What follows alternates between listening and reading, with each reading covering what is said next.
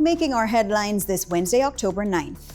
Procurement breaches flagged in Auditor General's annual report.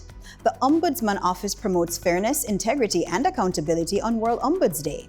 The Autism Association is hosting a piano recital that celebrates neurodiversity, and strong community participation for the West Bay Community Wellness League Finals and Awards Ceremony.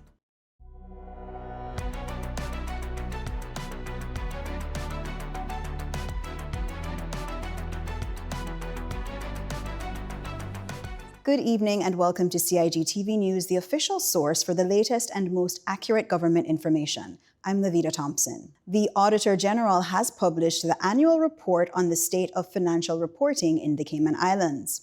The report summarizes the financial results, audit opinions, key audit statuses, and matters raised for the financial year.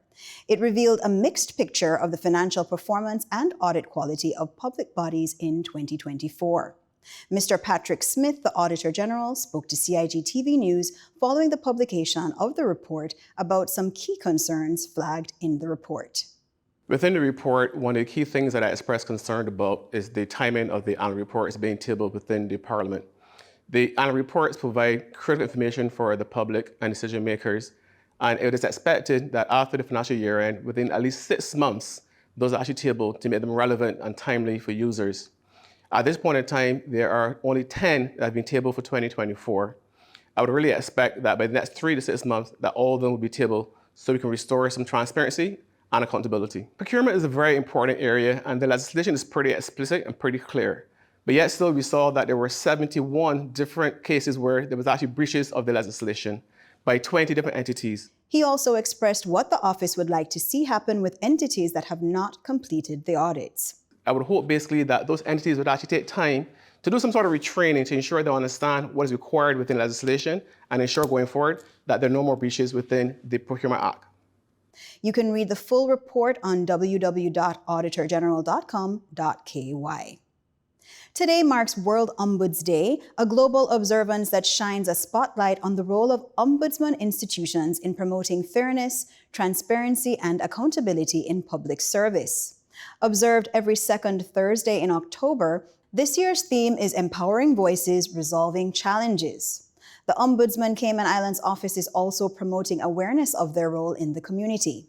Cheryl Rolston introduced members of her team in a recent interview in recognition of Ombuds Day and some of the activities of the team over the year.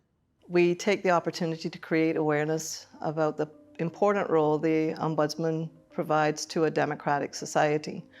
We promote good governance and transparency. We hear complaints from the public about their government, and our main objective is to help the government do its job better. The Complaints Division investigates complaints about government entities and police misconduct, as well as whistleblower disclosures and complaints against both public and private sector entities. For government entities specifically, we investigate complaints that cannot be resolved through the organization's internal complaints process. More public outreach initiatives are being planned, such as informational booths, awareness sessions, Data Protection Day Awareness Initiative on the 28th of January 2026. This week, the Autism Association, in partnership with K-Musical, formerly the Cayman Arts Festival, will host a sensory-friendly event called Spectrum Sounds. The special piano recital takes place this Friday, October 10th, from 4:30 to 5:30 p.m. at the University College. Headlining the recital is international pianist Tamami Onma. Admission is free with registration on Eventbrite. Now for today's sports news. The West Bay Community Wellness Association hosted their Wellness League Finals and Awards Ceremony on Sunday, October 5th at the Ed Bush Stadium. Football champions Mount Pleasant won in penalties over Northwest Point, while West Bay Central won 5-1 over Bosun Bay for third place. During halftimes, the activity continued with over 100 spectators taking part in Jericho walks around the field, while the Seventh-day Adventist Conference conducted health checks for attendees. Sponsors for the league included the Cayman Islands Government, Macros, and Flow. Time now for our weather forecast.